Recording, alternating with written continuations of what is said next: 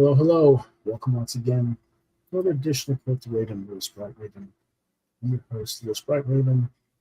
It's Tuesday, October 14th, 2025. And sadly, we have to announce that comics writer, editor, and publisher Christopher Mills passed away yesterday at the age of 60 after a long battle with kidney and ultimately renal failure. We knew it was coming. He had publicly spoken about his choice to end his treatments because it wasn't doing what it needed to be done, and his health was deteriorating quickly.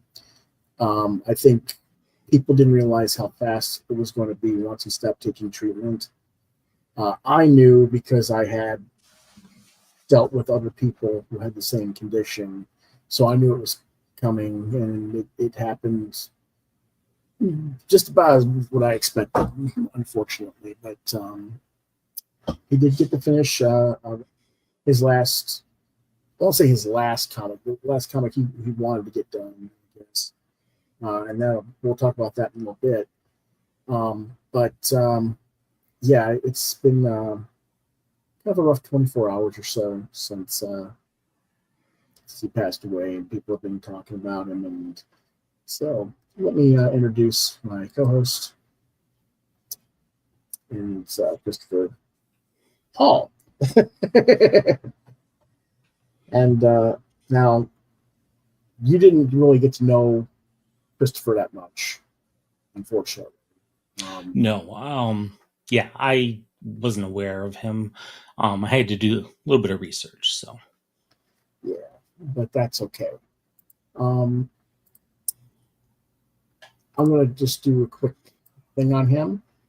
He was born July 9th, 1965 in Waterville, Maine, son of David Mills and Nancy Mills Nadeau. He grew up in Belgrade, Maine, and attended Oak Grove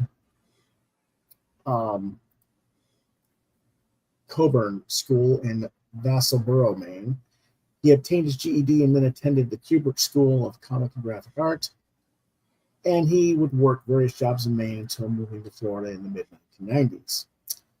In the 1990s, he worked as an editor and writer for Techno Comics, notably as editor for Neil Gaiman's Lady Justice and writer on Leonard Nimoy's Primordials and Gene Roddenberry's Xander and the Lost Universe. Not all the issues, but sporadically.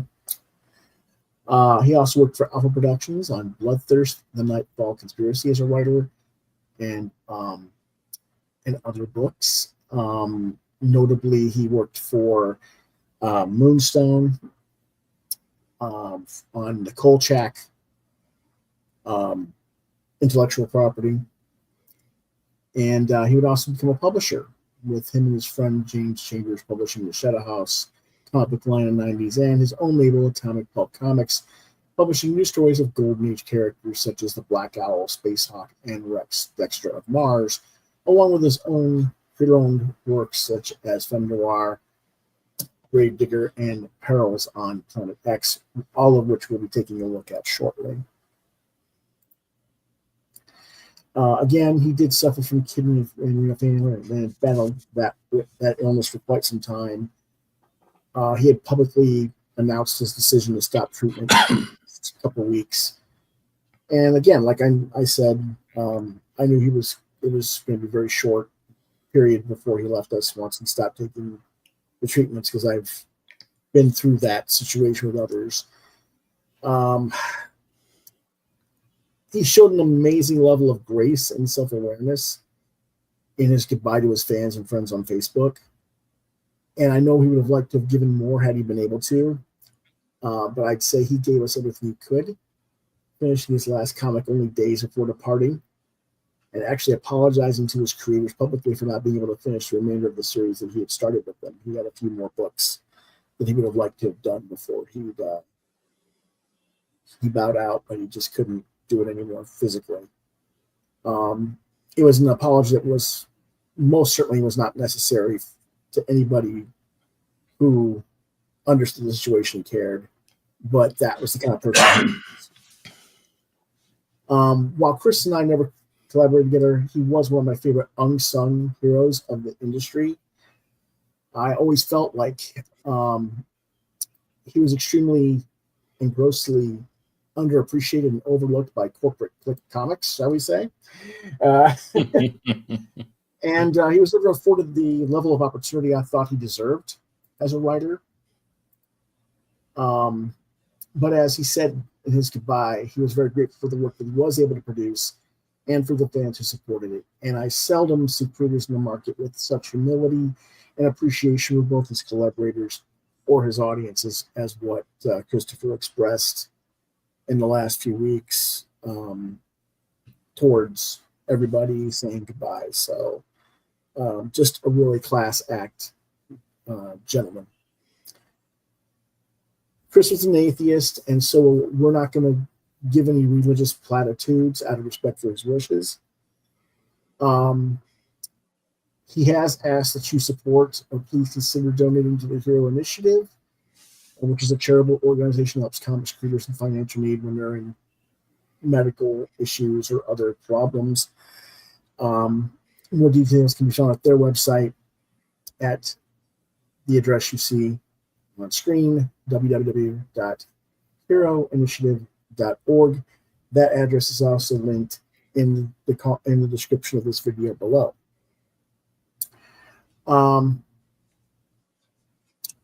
We're going to take a look now at some of his work that you can buy on IndyPlanet.com. And we would be much appreciated if you would buy some of that, as the monies will go to his widow and his collaborators moving forward. And I know that Chris will be thankful for his work to be remembered.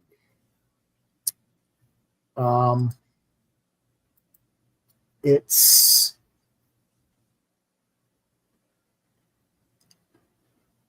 odd to talk about this in a way because I've shown his books before on the podcast. And I think I mentioned that he was sick a few months ago when we talked about him before. Yes. But now that he's gone, like I said, I mean, I talked with him personally on Facebook, and he was like, "Yeah, go ahead and promote the books after I'm gone," because he wants Brandy, his wife, to get the money. His widow, I should say now, but and of course he wants his collaborators to get as much as they can too. So, always thinking of others, I think, it is a good way to describe Christopher in that regard. So anyway, let's hold on a minute. There we go. Wasn't letting me share the right screen. Let's take a quick look at Atomic Pulp Media on IndyPlanet. Which one do you want to start with? Ooh, let's do Femme Noir. Okay, which one do you want to start with? First ones or? Just pick one. Well, let's look at this one first. This is a desperate gambler becomes involved in murder in Dead Man's Hand. This is written by Christopher and drawn by the legendary Joe Staton of E-Man fame, inked by Mark Stegbauer and colored by Matt Webb. 32 pages, $3.99. Welcome to Port Nocturne, a dark city where the scent of gunpowder hangs in the air like cheap perfume. Every black alley comes to a dead end. Justice is blonde. Let's take a look at some of this art.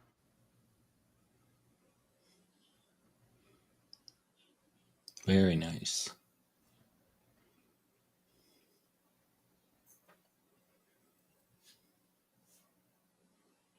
Love the logo, our title logo here in the water. The way it's Yeah, that's fantastic.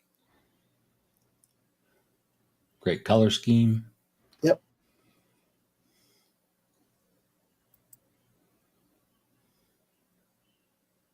And again, this is just that inked by Mark Stegbauer. And that is an interesting combo because it's not what I would have expected. Mark is so much younger than Joe. You know, it's almost like having, you know,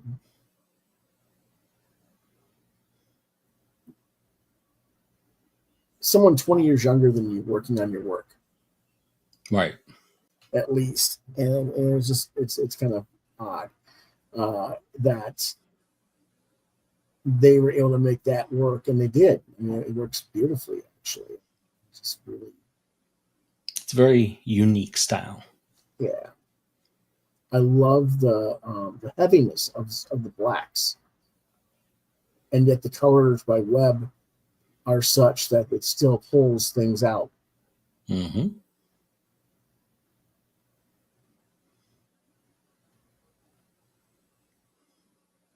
I'm not logged in, so I can't leave a review or check reviews. But for $3.99, and there's other versions, I think, as well. There might be. No, it's just print on demand. You can't get it digital. Okay. I wondered about that, but that's okay. Let's see. Here's the first one. I love the hair. The hair is just so freaking weird. Yeah.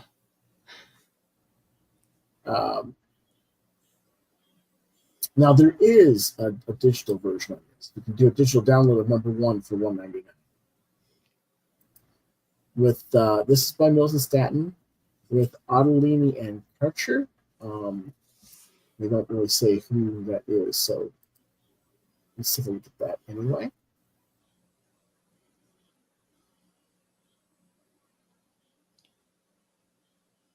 Love that lightning. Mm-hmm.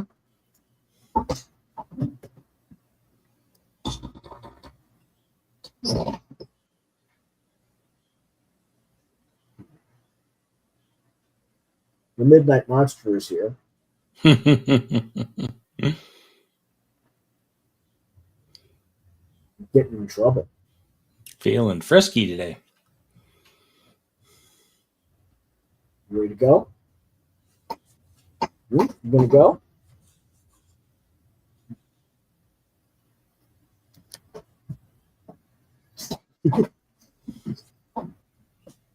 All right.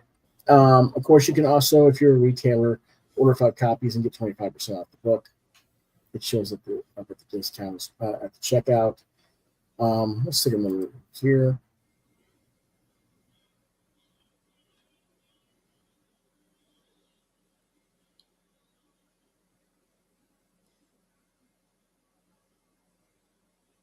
Blonde Justice. Okay. Gorgeously done, though. Yeah.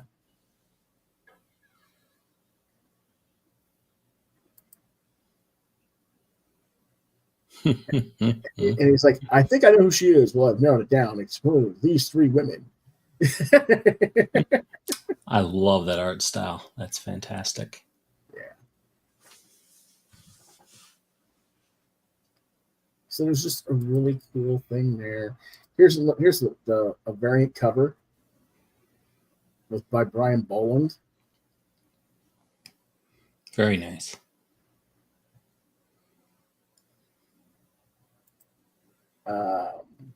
Let's see. We have one from that actually is by the late Mike Wieringo for the cover. So that was kind of cool. This is,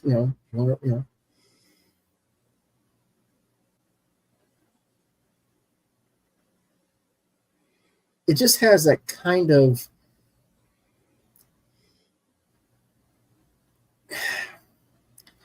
it's old school gold, it's old school Bronze Age, right? But it's modernized. I could see that.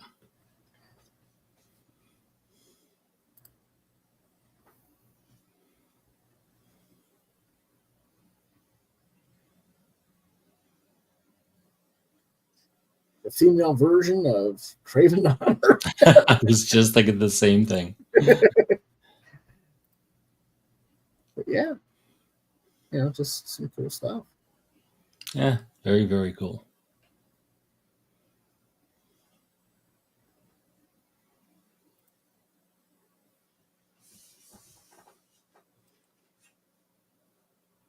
And she's going up against Dick Torbar, the robot monster. Tiller and Steve. Like, yeah, okay,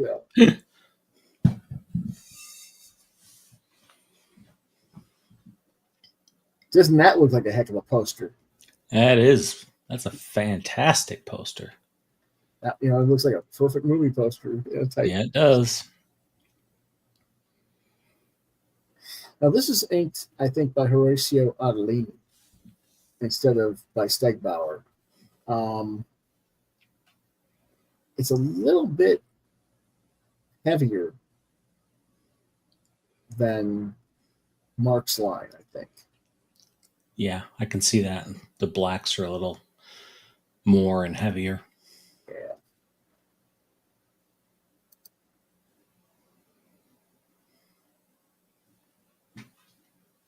Still well done. Very well done. And of course, this also has a digital download. So you can get some of them on digital and some of them not. And I don't know if Chris made the account accessible to change any of that or not. If something needed to be changed, I just assume get the printed myself. But I know you're more of a digital guy. So. Yes, I am. But that's Film Noir. Pretty cool series there. Of course, he did take the classic Captain Midnight. This is an actual book by Richard Clark and Rick Burkett. Rick Burkett, rather. One-shot type story. You can get digital or print on demand. Print on demand is only $2.99. That's a pretty good price. It is black and white. It didn't do color, but tell me that doesn't look good. When the inks are done and the pencils are done that well, color isn't necessary. Yeah. This is Rick Burkett pencils with Richard Clark inks. And the story and letters are by Chris. I love that cover though. How that cover mimics the old noir books. Yeah. The old artwork. Pulps. Yeah. The old pulps, yeah. Yeah, the old pulps, yeah. Yeah, that's what this is supposed to be though. Is that that was like his thing was that kind of pulpy. Yeah.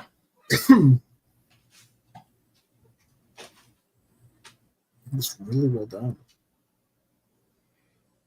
It was $2.99. Let's see what else they got. Now this is the definitive collection Barretto cover of Perils on Planet X. This is an original, not Film Noir was original too, but Captain Midnight was the one of the what was that? That was my cat messing around with a bag. Okay. All right. Perils on Planet X with Eduardo Barretto. Cover. Swashbuckling adventure on an alien world as American astronaut Donovan Hawk battles monsters and ruthless strato pirates for the love of the beautiful Princess of Deary. Science fiction adventure in the tradition of Flash Gordon and John Carter of Mars. Yeah, that sounds pretty much it, doesn't it? Full color, 140 pages. Again, he gives you 25% off for 5 copies or more. This is just the variant cover with Eduardo Barretto. There are no preview art. Let's see if the original one, the Kingdom Palace cover, offers that. Come on. I don't see any more.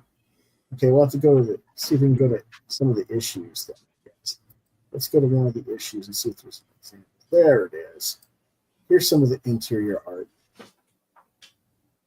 And this is by Gene Gonzalez.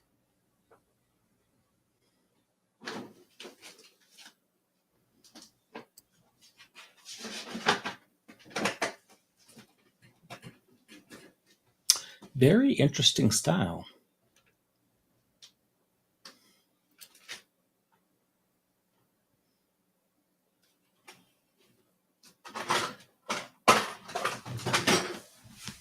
Is that cat just going to keep misbehaving too? Pain in the butt. Yeah. And of course, this does have additional download for the individual issues. There's a 32-page count. Those are the original thing I showed you with the definitive collection was an actual graphic novel that has 140 pages total. So 140 pages for $25 is a reasonable price. And of course, it is only print version, but that's okay. Let's take a look at the version 2. This is Gonzalez as well. It's a different type of computer coloring. Yeah, it almost it has a very painted look. Mm-hmm. And then here's some of the interiors again. And you can see it is very Flash Gordon. Yes. But that's okay.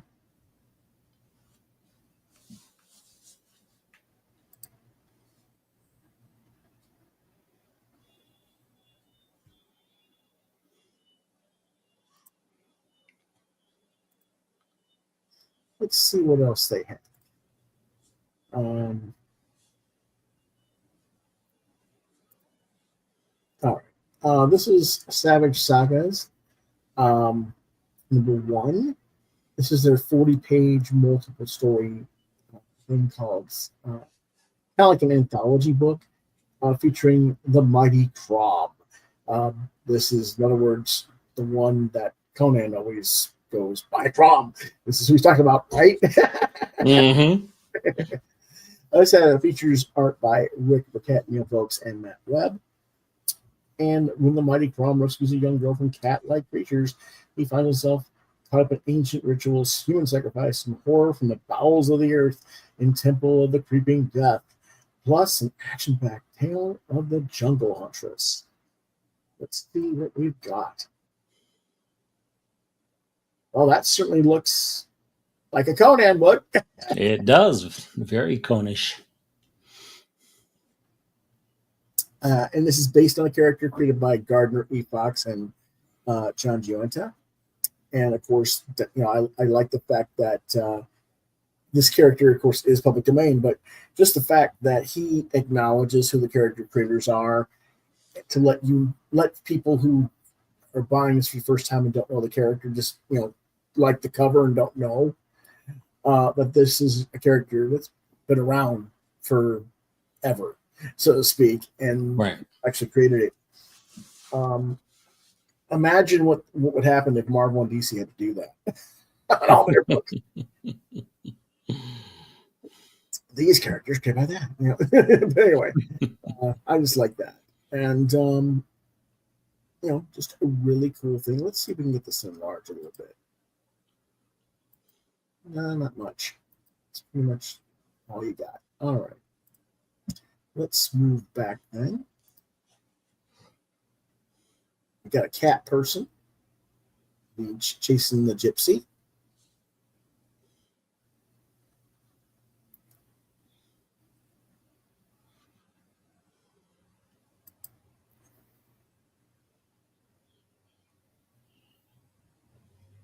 This is really good stuff. Yeah, very nice color scheme there. I love that. Matt Webb is an amazing colorist. I think Matt is always is another guy who's always really underrated. But who am I, right? Of course, there's a few more here. You can see different covers that he has here. Let's take a look at this cover. This cover is, I'm not sure who did this one. This is the one that's done by Paul Pelletier and Stegbauer. Okay. Yeah, that makes sense now. Now that I look at it, yeah, I see it. I just love the monster. The pink, slimy. Yeah, the transparency there. It's great stuff. Yeah, it's really well done.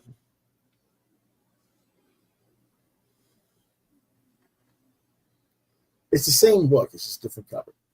Yeah, so it's, and you know, but I think one of the better ones here is the Sleuth comic, the Black Owl.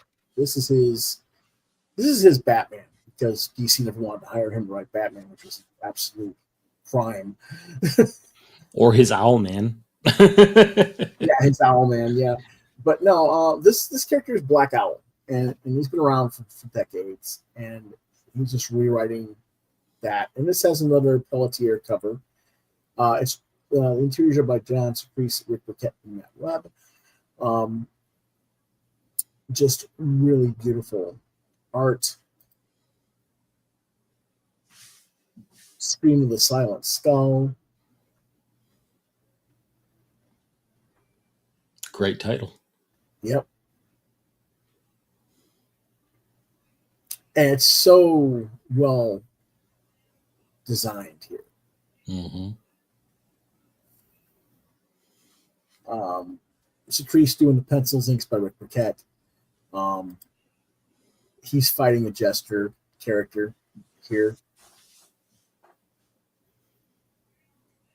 called Funny Bone. I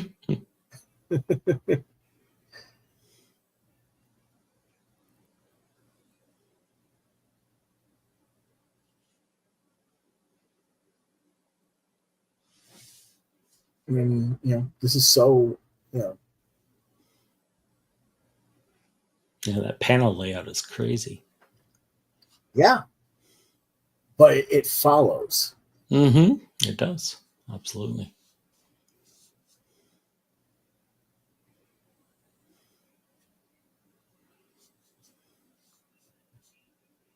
And you can get this at $1.99 in digital download.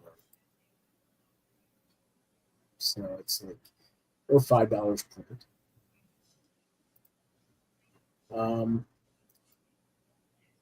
There's the actual Screaming Skull. And he's like, his able to control the people with his sound effect or whatever. So Okay. and he has to try, and he's like, yeah, and this is done in the disco era, as you can see. So it's like it's actually done kind of like in a 70s vibe storyline. So it's just like really cool stuff. This is Chuck Patton's cover, by the way. For those guys remember Chuck Patton, he worked on the 80s JLA when we had Gypsy and Vixen and Vibe and those characters, among other things he did for DC in the 80s. Just really nice stuff. Again, the same story, but just different covers. And it has the backup Mike Glancer Private Eye in there as well. Mm-hmm. And then here's the next one, where they go up against the Green Mummy, so to speak. And he's got a Miss Fury character in here. So, combination of the two together. And again, it's $1.99 for the digital, $6 for the print. Let's take a quick look at some of the art if it goes. Doesn't seem to have it. If it has, it doesn't. Okay. But that's Jade Scarab motion. So that's Rick Hoberg covered. So just really nice stuff. And so if you're into that classic Bronze Age, right before the Image guys showed up, this is the kind of comics that I think you will find worth your time. And $6 for a 40-page book is worth it. Oh, absolutely. Let's see. We got Rex Space Crusaders, which is the Rex Dexter of Mars. For those who don't remember that character, that was a 60s science fiction hero character. And of course, here we are. He's riding a T-Rex. I mean, yeah. What more do you want, right? That's pretty cool.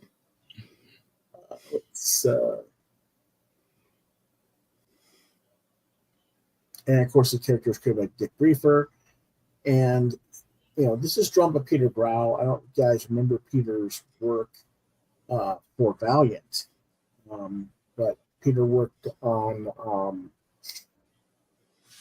I think it was Solar, if I remember correctly. Solar Man, the Atom for Valiant. He did some other stuff as well. But I was like, yeah, that's a really good choice, Mm-hmm. So, just really good quality art. And again, your colors by Matt Webb, colorist extraordinaire. Yeah, fantastic. And Peter's work looks so like Buscema with oh shoot, I'm trying to think of his inker's name. Tom Palmer. It I just can see that. it just has that feel in this particular book. It has that kind of vibe there, and it's good stuff.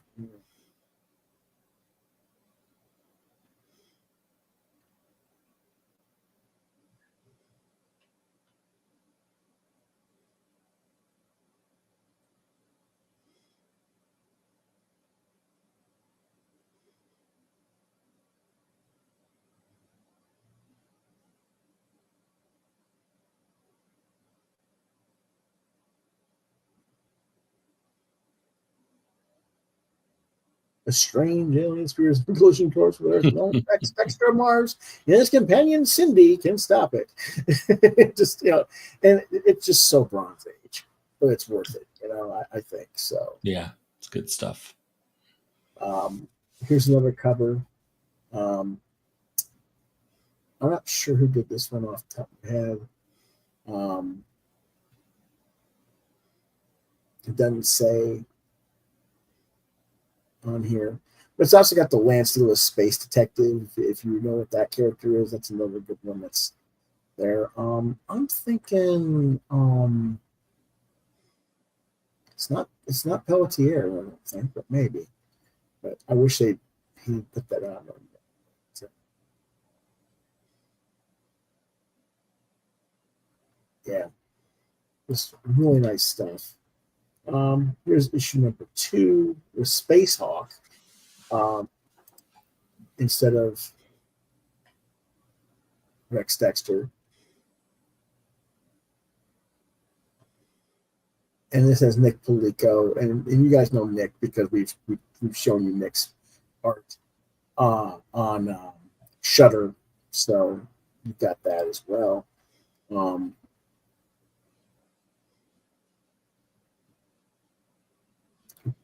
Space Hawk, of course, was created by Basil Wolverton. And just look at this monster. I mean, this is just so. It's classic. Classic Marvel, classic old monster comics. Yeah. It's like this is fun stuff. And you got to ask yourself, why is this stuff not sitting on comic book shelves? Why do we have to go online and hunt this down? You really got to wonder.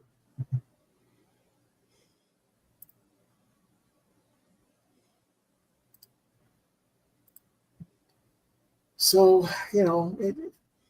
this is the kind of stuff that we're going to miss, and he had a really good taste for finding collaborators that just did beautiful work, that he had the right vision for what he was doing.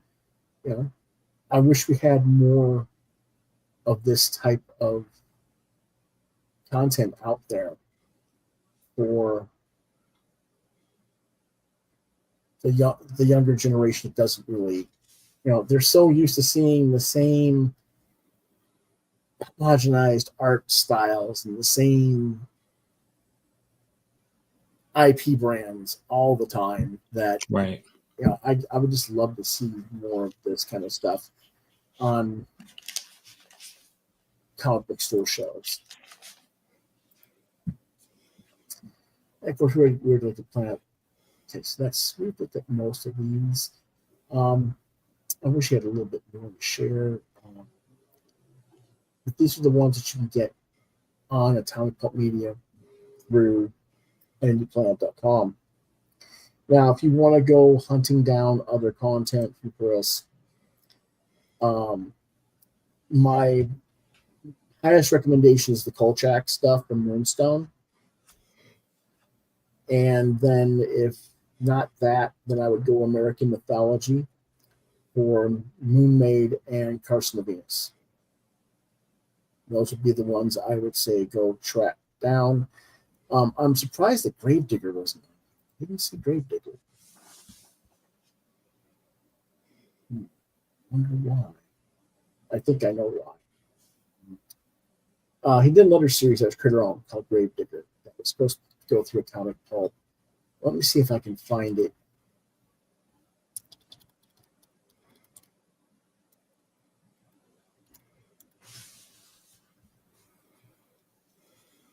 Nope, it's not on here.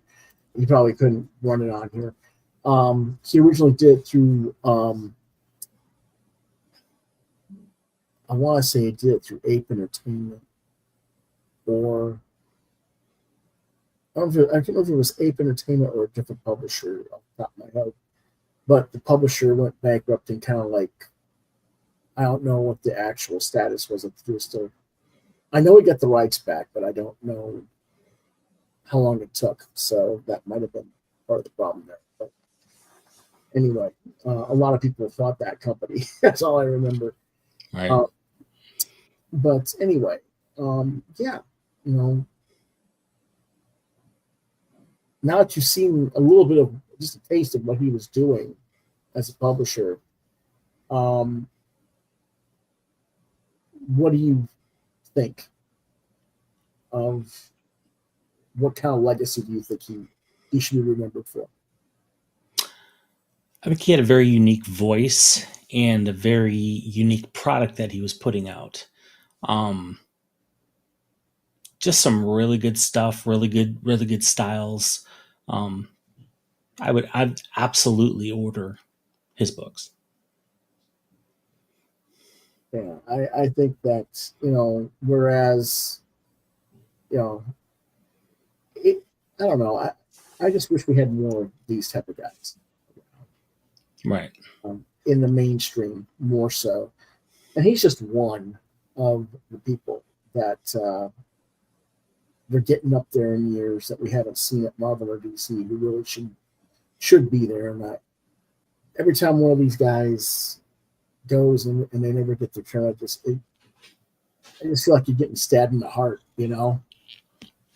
But yeah. It's me, I guess. But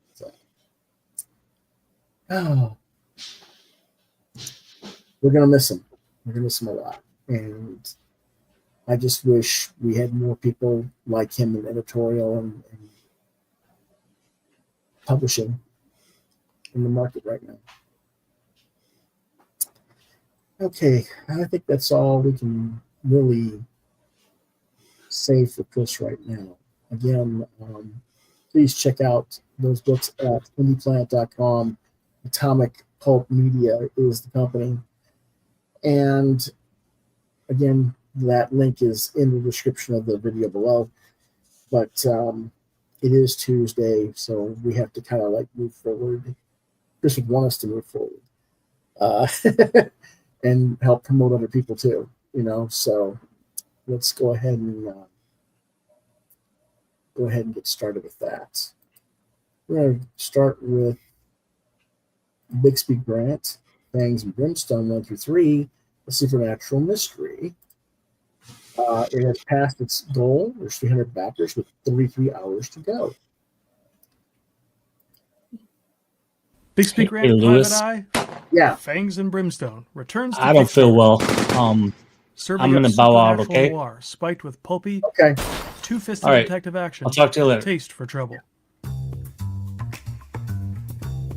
Your favorite mummy detective has lost his arm, chased a poltergeist, stumbled onto a ritual cult murder, and threw a suspect off the roof.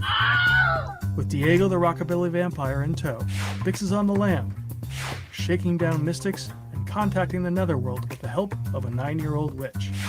But things get a little too real for Bix, as long-kept secrets about his personal life are revealed, and he and Diego are kidnapped by the monstrous Council Macabre. This campaign has variant covers from young Hellboy artist Craig Rousseau and from Parts Unknown artist Daniel Caval, as well as Bix enamel pins, and for the first time, original sketches from Bixby Grant artist Gonzalo Martinez. Consider backing our book, but if money's tight, no worries. We'd appreciate it if you could just help spread the word. Thanks. And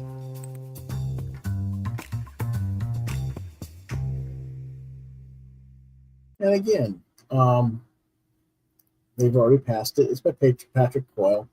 He's a writer, and he's done a lot of stuff like this.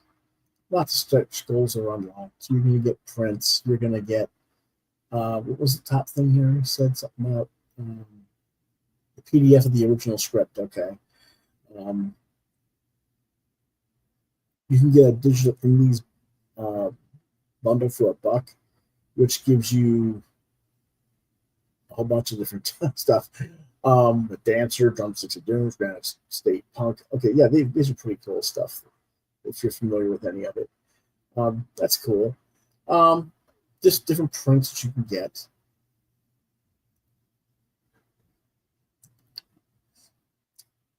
Just really interesting things. The PDF is $5 for number 3. The cover is $15. Gonzalo Martinez, the regular cover. The variant by Craig Rousseau that he was talking about is $20.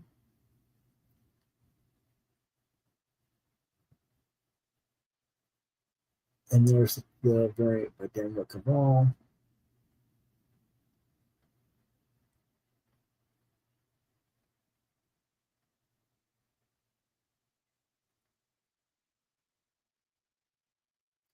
You can get a digital catch-up for all the issues, 20 for 23.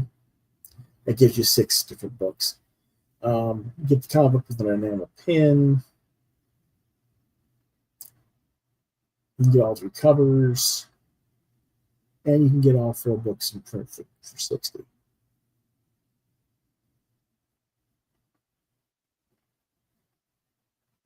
Pretty good stuff overall. This is the 3rd part of a 6-issue series, so you're about halfway through it. It's good stuff. I've reviewed The Wolf She Cried and The Fangs of Brimstone #1 in the past. Wolf She Cried got a 4.5, and Fangs of Brimstone #1 got a 4. Just really good stuff. You can also get an original sketch by Gonzalo for $100.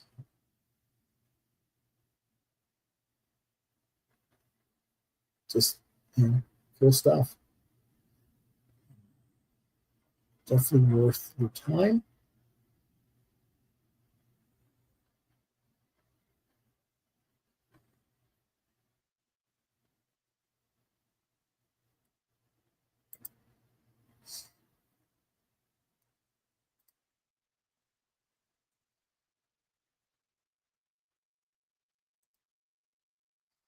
Whoops. Something happened here. There we go. Yeah. Someone just asked what happened to Chris. He had taken some medicine earlier, and it's doing a number on him, basically. So, yeah. He just needed to bow out, and that's okay. We'll be fine. But yeah, I'm going to say this is interesting. Even the guy draws kids pretty well, There's so many artists who can't draw children, and this actually looks halfway decent. So I think she looks a little bit younger than 9-year-old. It's more like a 5-year-old or 6-year-old, but I don't know. It's interesting.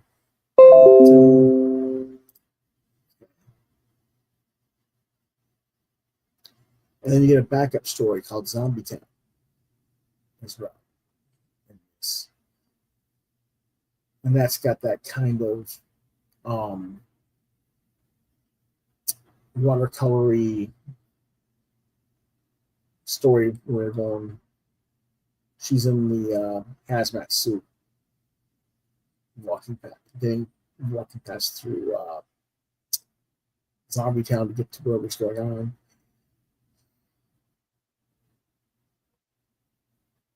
And it's kind of got that Jamie Jones, Ted Davies type feel to it.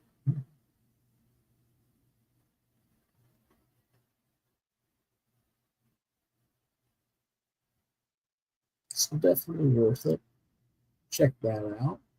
Again, the link to this is in the description of the video.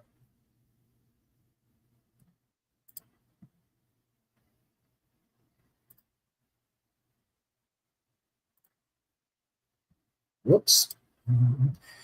Didn't realize it cut out on me there. All right, our next book is Gaston Leroux's Phantom of the Opera, starring on Chaney. As you can see, it's well past $70,000 goal. 920 backers with 17 hours to go. This is by Legendary Comics. Let's take a look at the video.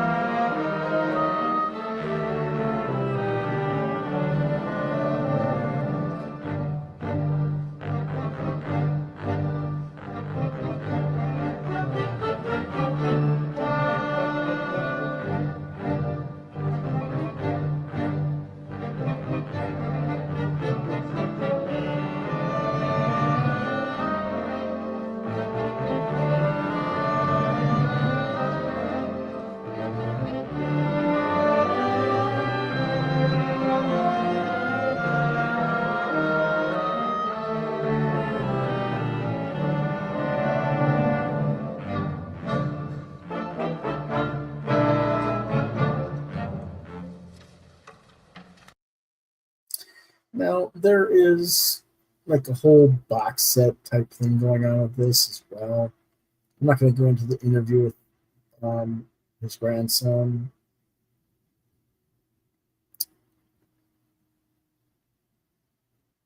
But, his son's like the executive consultant, the writer. Armando Garing is the artist. Does some absolutely gorgeous work here.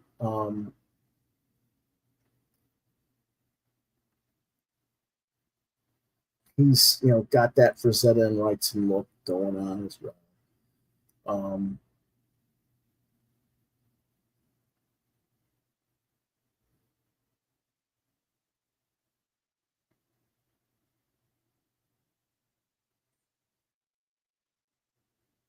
I like the choice to play the death character in the red like that against the black and white. The watercolor wash on this stuff is absolutely phenomenal. And it is watercolor wash. It's not digital. There's some digital touch up here, but you can tell when you get a really good close up on this stuff that it's traditional work.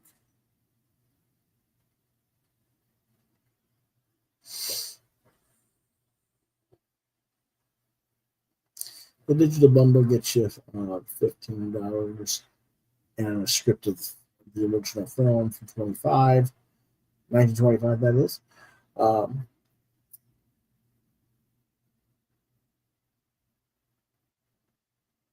hardcover edition, digital awards.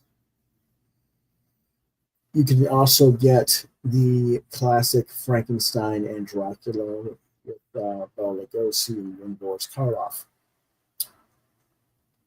PDFs.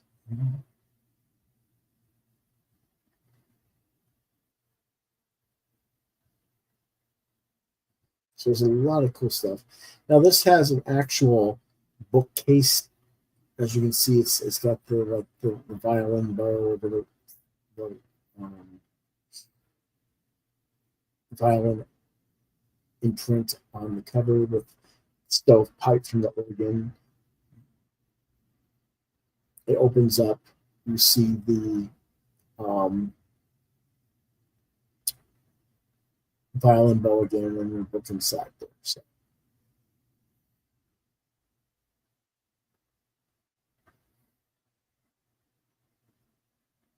You're getting quite an interesting item.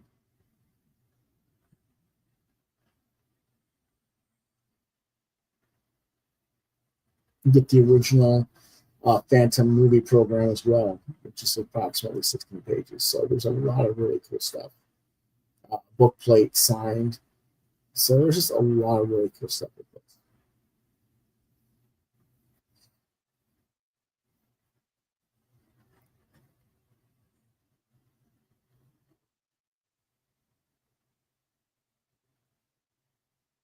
Lots to consider there. These are kind of the, these are a little bit pricey, I guess. The actual graphic novel is $30. It's not bad. Retailer tier, you can get 5 copies for $75. The triple feature, is $80. That actually includes, 3 books that are at 30 piece normally, so you're actually saving $10 to get that. Plus, you get the digitals. You get that deluxe Brass edition with all those extra goodies in there for $99. I think it's worth it. Same thing with the deluxe bundles from Dracula and Frankenstein. I like the retailer tiers he's giving. Now, I don't know how far they've gotten in, but you can actually get your likeness in this book, drawn in as one of the background characters or something. So,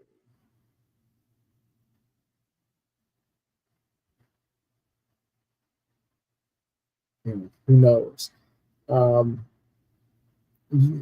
Now that sounds kind of odd. Well, you're going to be asked to provide details on your likeness, photos and stuff with the survey after the Kickstarter, but how you appear in the book is the sole discretion of the creative team and requires signing a release. Now, hopefully that means they're not going to put you in a bad light or something, but it's a fictional version of you anyway, so what's the difference?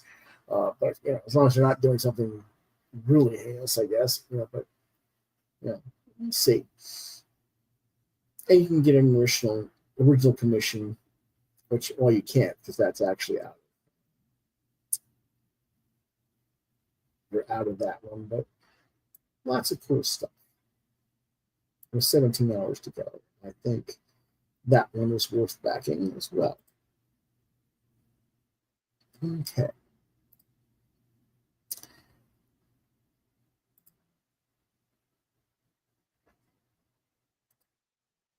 Let's see what other fun stuff we've got. This is one that Chris Hall, the co-host, would have liked to have talked about more.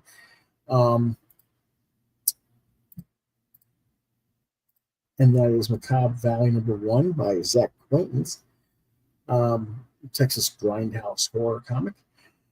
And that's about werewolves and stuff like that. And it's a young reporter investigating the death of a Border Patrol agent who was gruesomely murdered, and he finds out that it could be the local priest, or it could be a werewolf, it could be a number of things. And it's written by Zack Quaintance and artist Anna Reedman, with colors by Brad Simpson and lettering by Becca Carey.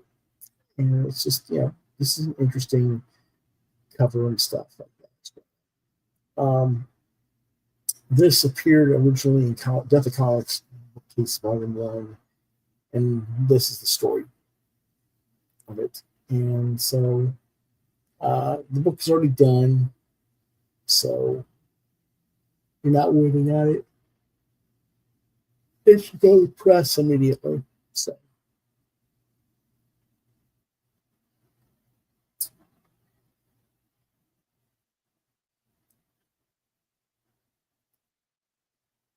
it's an interesting art. Again, we've looked at this before, and I'm pretty sure that Chris Hall liked it enough to say, yeah, he would back this. So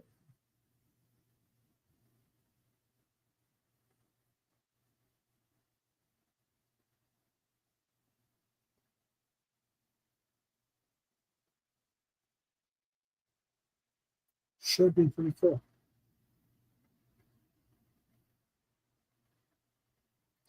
How much more time does this have? 24 hours to go. So again, all these are in the description in the video below for the links to their Kickstarters. I'm not quite as sold on this one. Artistically, it's fine. It's just that I'm kind of like worn out on nerves a little bit. But I can understand why Chris was like, yeah, let's talk about that. So, wish she'd been able to stick around and talk about it a bit more. Okay. Our next one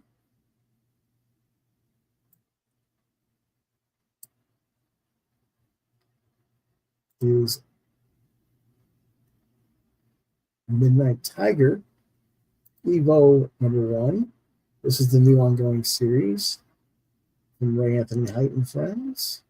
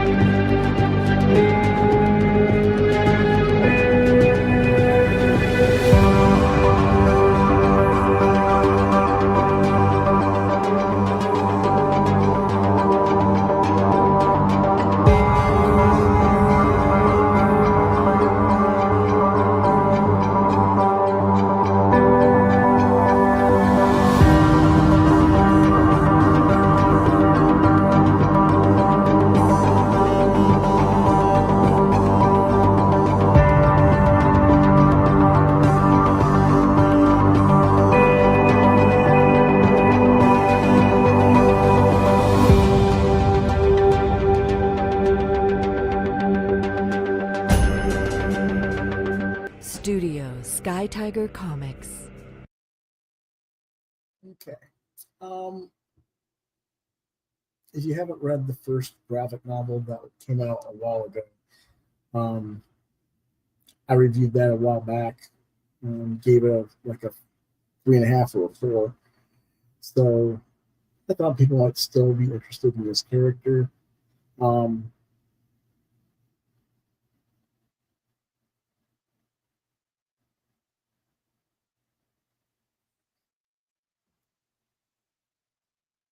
The comic has a Sean Hill cover.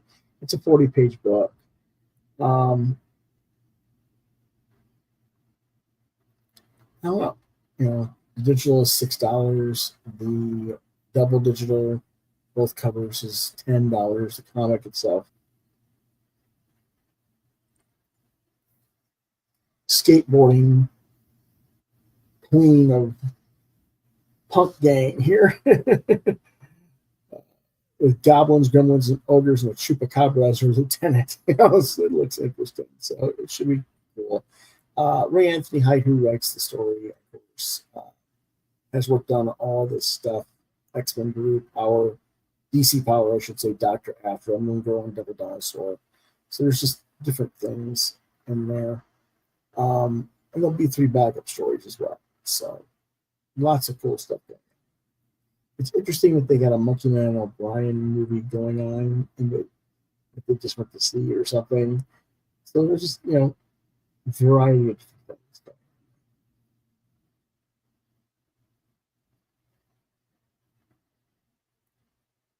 And of course, there's a lot of cameos. Like I said, the Monkey Man O'Brien cameo that you just saw in the background. Carl Kiesel's Impossible Jones, Jamal Eagle's Molly Danger, Stray, Red Hook, and Sonya, the Dynamo 5 and Noble Causes people. So it should be interesting to see how those characters all show up and appear throughout the book. Are they going to be like fictional links like that Monkey Man O'Brien movie, possibly, or is it actually part of a shared universe or what? So it'd be interesting. And you can get commission from Ray for $100 as well. So lots of other things as well. Sketch cover. The sketch covers are actually a little pricey, I think, but I guess you're getting an original sketch on the cover for $250. I think it's a little bit high, but that's my opinion.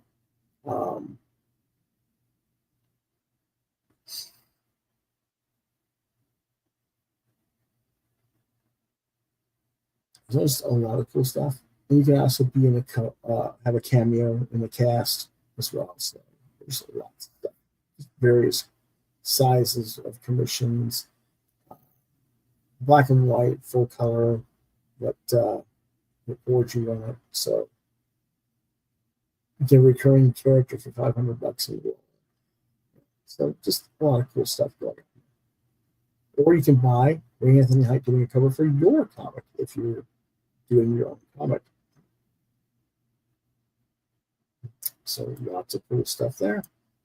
44 hours ago, they had just surpassed their goal at 8,500. So that'll be definitely coming out.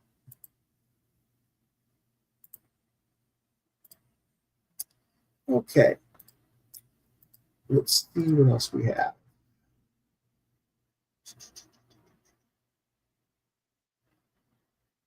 We've got Monuments to the Moon Gods, issue number 2, from Michael J. Goodwin.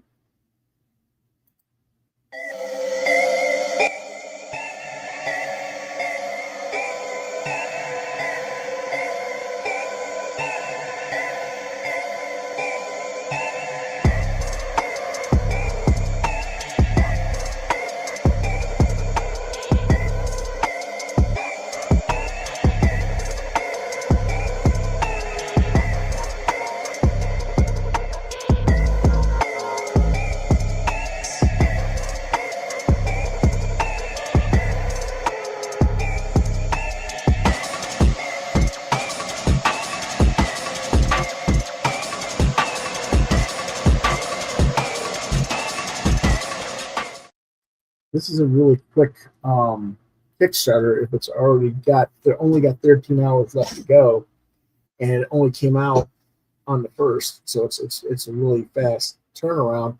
He's got $3,000 goal. He's at just over 2,700, so he's not quite there. He's like 90% of the goal, but hopefully he'll get there.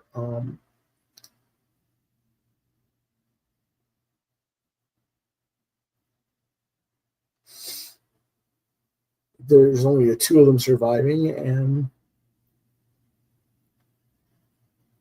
they don't know what the secret is, apparently. But anyway, the art looks, pretty decent. It's a little bit dark, I think, in some color palette, but it's not bad.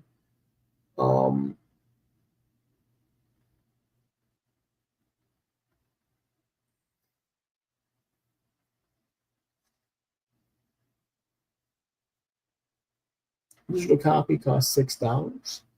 Okay. The physical copy costs $10. Right.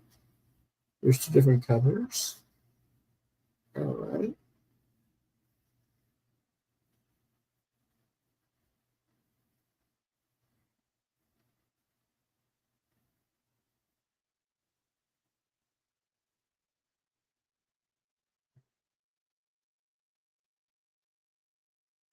I guess you can get A covers to both 1 and 2 signed, which is cool. And same thing with the B covers. So, that's reasonable. Deluxe covers, commission bundle. This seems to be the new thing. Have a roll in the book for some money. I don't know. I mean, I get why people do it, but I don't know. That's odd in a way. Well, I really can't say that. I mean, if people want to pay for it, let them.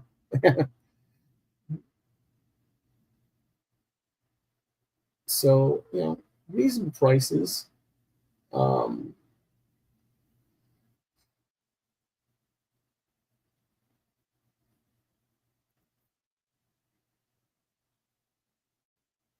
Yeah, I'm thinking I'll get like the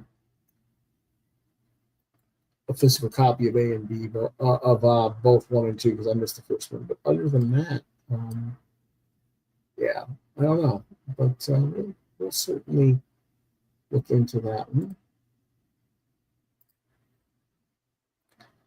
Okay. We have 2 more to go.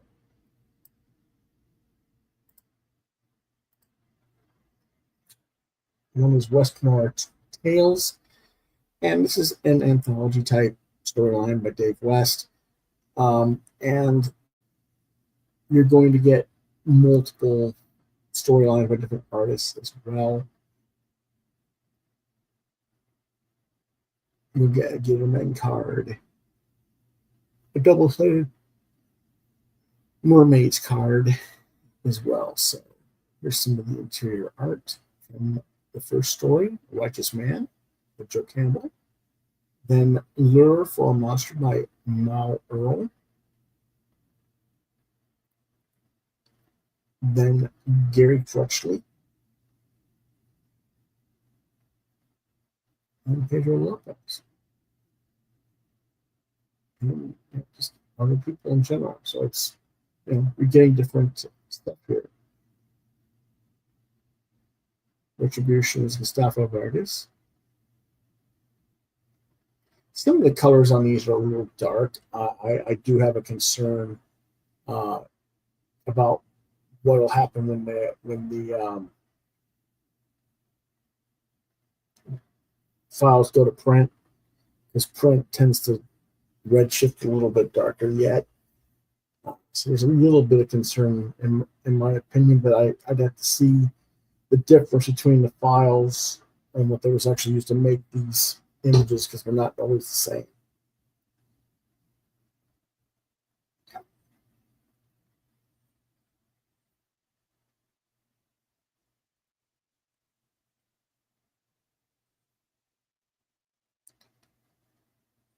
They got some good artwork going on, so should be interesting.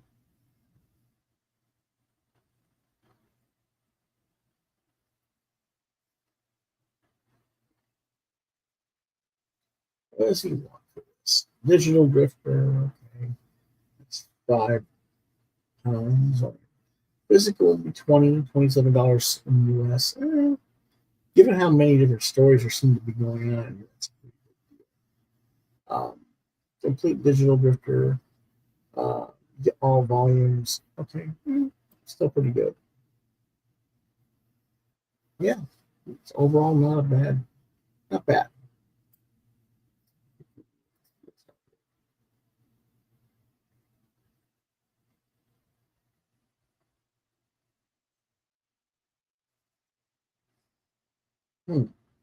That's a good image. Yeah, that's supposed to be a. I don't know if that's supposed to be a bookmark or not. That makes poster. Okay, that's an interesting poster. I'd say I make a good bookmark, but I don't know. Lots of different stuff in here. So I would say probably about an 85% chance that I'll get this one.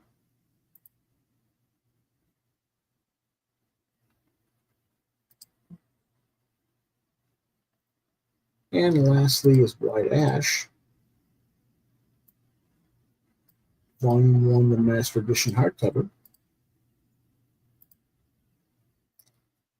As you can see, they're well past their goal.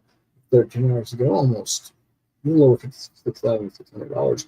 This is originally released through Scout Comics. This is the definitive edition.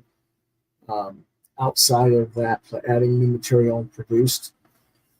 So let's see what we got.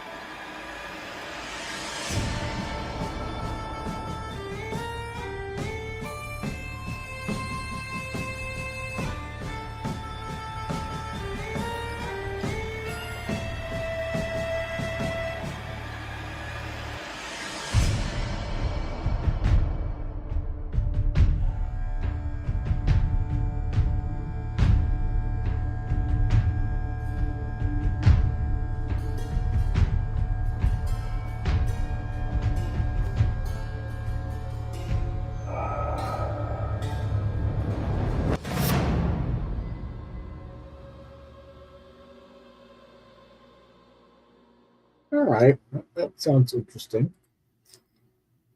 It's a mining town, western Pennsylvania. This was originally launched on Kickstarter in 2017 with Charlie Stickney, Connor Hughes, and Finn Fran. It's an ongoing urban fantasy comic series. Apparently, it's one of the longest running and most popular on the platform. I don't know. I can't say I haven't seen it before because I have seen it before. I've never actually checked it out. So if you're a fan of Supernatural, Twin Peaks, or Lord of the Rings, there's over 700 pages of story and counting. This is the remastered volume 1 hardcover with an all-new Lillian story as perfect timing to start. So you get a Master Edition front cover mock-up in a slipcase. Okay, that's cool. Oh, wow, look at this. He's created 23, but he's backed over 1,300 crowdfunding campaigns. Wow. I tell you what, that's saying something. But anyway, Lillian Unleashed is the all-new digital story. You get the physical book as well.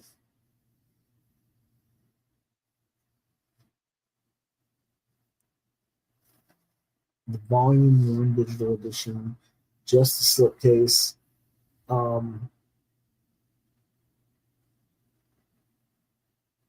Okay, that's for people who had the previous edition hardcover and just want to get the slipcase. Just the book. Get the remastered edition. All right. And the book with the slipcase. All right, that's fair enough. You can get the digital universe, which is everything. Almost 900 pages of comics. You're also getting different character books like Galarian, Short and Deadly, Galarian Origins 1 through 3, Galarian and Thon, Thane, How I Slipped My Way Through College 1 through 3. There's almost 900 pages of comics for $58 for the digital version. And then you just get other stuff like that in print. So lots of various stuff going there. I'm not sure what I'm going to get. I might actually have to reach out to him. How much time do I have? 13 hours?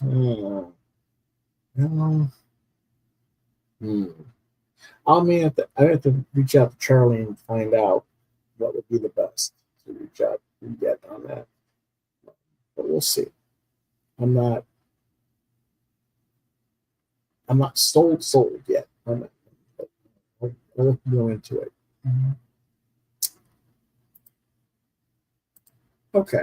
That having been said, once again, that's all we got for the crowdfunding, and thanks to Chris for being here for the beginning of the episode. Again, Christopher Mills, writer, artist, or pardon me, writer, editor, and publisher, has passed away as of yesterday, and he will be sorely missed. Please visit IndyPlanet.com and the Pulp Media page. I'll show you that again for a moment. Again, this is what it looks like on IndyPlanet. This is all of Christopher Mills' stuff that he had that you can pick up digital and or print on demand.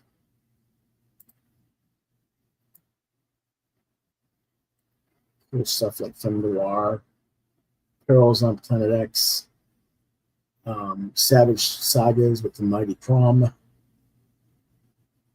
Sleuth Comics with the Black Owl and Mike Lancer's Private Eye.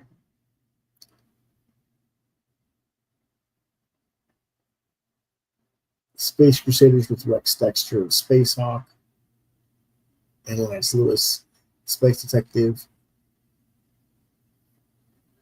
among other things. So be sure to check all that stuff out. I'm pretty sure you guys will like what you see.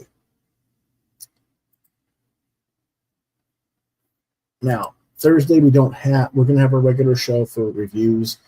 I don't know for certain what everybody's reviewing for sure. I know John will be with us. He'll be doing Demona from Gargoyles, from Dynamite. I've got a whole backload of stuff I got to do. And I think Chris said he was going to do Event Horizon comic based on the movie, and another one with 2 books as well. So we got quite a bit coming on Thursday. And then on Friday, if I can to get there,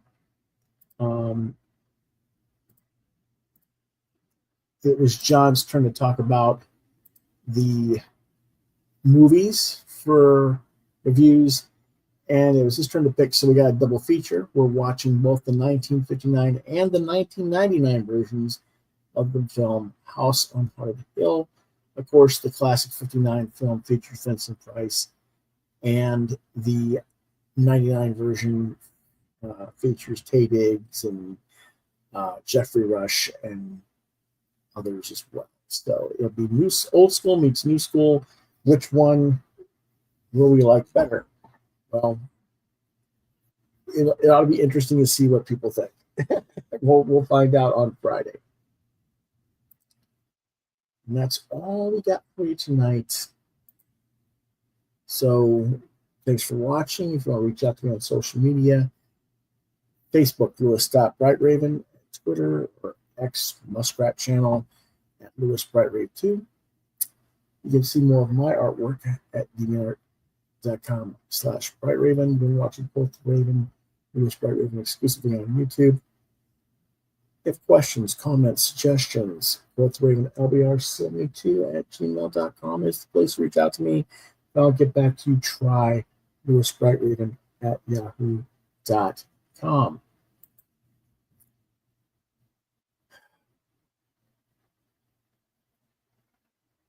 Thanks for being here, Christopher Mills. We'll miss you.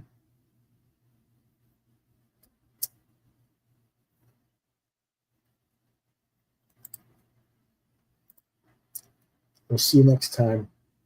Quoth the Raven, nevermore.